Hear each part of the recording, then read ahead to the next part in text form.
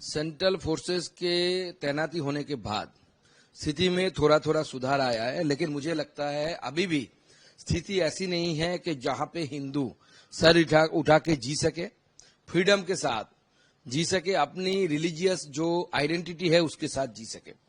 और जो लोग मुर्शिदाबाद डिस्ट्रिक्ट से भागकर रिफ्यूजी बनकर मालदा गए हैं, वो लोग वापस लौटने की स्थिति अभी तक तैयार नहीं हुई है। मैं कलकत्ता हाईकोर्ट के स्पेशल बेंच को बहुत बहुत धन्यवाद दूंगा। नहीं तो ममता बनर्जी की सरकार किस फिराक में थी, आप इसका जानकारी आप जनता को होनी चाहिए कि जब बीएसएफ उतरा, कुछ घंटा बीएसएफ रहने के बाद ही बीएसएफ के अफसर को डीएम ने फोन करके बताया था कि वी विल हैंडल इट, आपको रहने की जरूरत नहीं है। यानी बीएसएफ को उठा लो और फिर से एक बार हिंदुओं के ऊपर ऐसी अत्याचार है, इस तरीके का प्लानिंग तृणमूल कांग्रेस के प्रशासन के ऊपर तरफ से था। मैं धन्यवाद दूंगा कलकत्ता हाईकोर्ट को, स्पेशल बेंच को, जिन्होंने ये निर्णय लिया कि मुर्शिदाबाद में इस स्थिति में सेंट्रल बलों की, केंद्रीय बलों की तैनाती बहुत जरूरी है।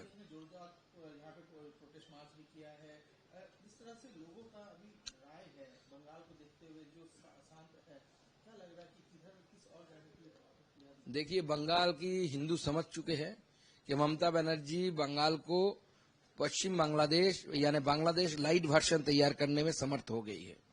अब बांग्लादेश ओरिजिनल वर्जन ना हो, इसके लिए हिंदुओं को एक साथ मिलकर लड़ना पड़ेगा और डेमोक्रेटिकली लड़ना पड़ेगा। ये बहुत जरूरी है। हम वादा करते हैं बीजेपी के क्षमता में आने के बाद, बीजेपी के पावर में आने के बाद ऐसी घटना अगर जो घटाते हैं उनको डायरेक्ट एक्सपोर्ट करने की जो जिम्मेदारी है वो बीजेपी की सरकार की होगी, बीजेपी की पुलिस की होगी।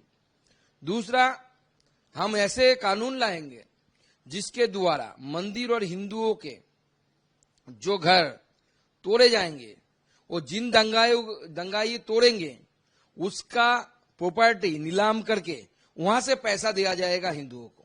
ऐसे कानून हम लाएंगे। जो दंगाई दंगा करेगा उसका प्रॉपर्टी सरकार ले लेगी और सरकार उसको नीलाम करेगी। नीलाम करके हिंदुओं के जो घर तोड़े गए हैं उस घर निर्माण का काम बीजेपी की, भाजपा की सरकार करेगी।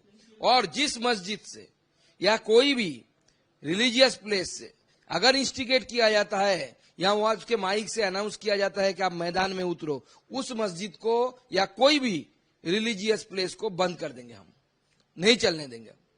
और ये ऐसे अगर कानून पश्चिम बंगाल की अगर प्रेजेंट सरकार भी बनाती है तो हमारे एमएलए सारे उनको सपोर्ट करेंगे और ये कानून बनने के बाद पूरे दंगे जो है वो बंद हो जाएगा। नहीं, वो तो उनके गाय है ना, दुधेल गाय। आप जानते हैं ना, मिल्किंग काउ। ममता बनर्जी ने बताया था कि वो मिल्किंग काउ है। ये सारे इमाम इस फिराक में है कि कब बंगाल को इस्लामिक स्टेट घोषित किया जाए। ममता बनर्जी उनके साथ हाडुडू खेल रही है। इसका उनका उद्देश्य भी एक ही है कि कैसे इसको इस्लामिक स्टेट बनाया जाए। तो जाइए, बुलाए उनको, लेके ही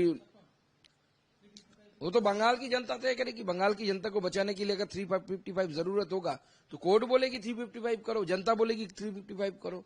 तो 355 अगर जरूरी है तो लगाएगा सरकार। मैं कल मालदा जा रहा हूं। Malda as Murshidabad is till now is a disturbed area, so that's why I am not visiting Murshidabad. मैं मालदा जो एडजस्टेड एरिया है वहां पे बैठे रहूंगा, पूरा दिन जायजा लूंगा क्या चल रहा है। और पाललालपुर में जहां पे रिफ्यूजी आके बैठे हुए हैं, आश्रय लिए हैं, मैं उनसे भी मिलूंगा, उनके दुख दर्द को बांटूंगा। हाँ, मुर्शिदाबाद से जो भागकर रिफ्यूजी होकर मालदा में आए हैं उनसे मिलूंगा।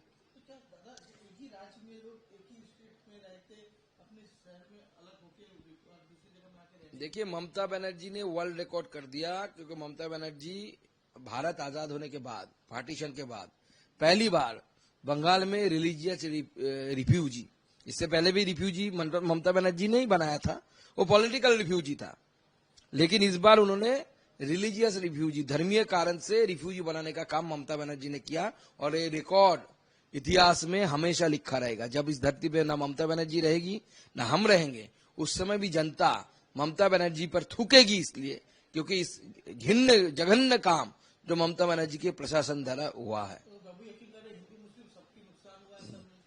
कहाँ ये यही ऐसे करके ही तो ये लोग डाइल्यूट करते हैं।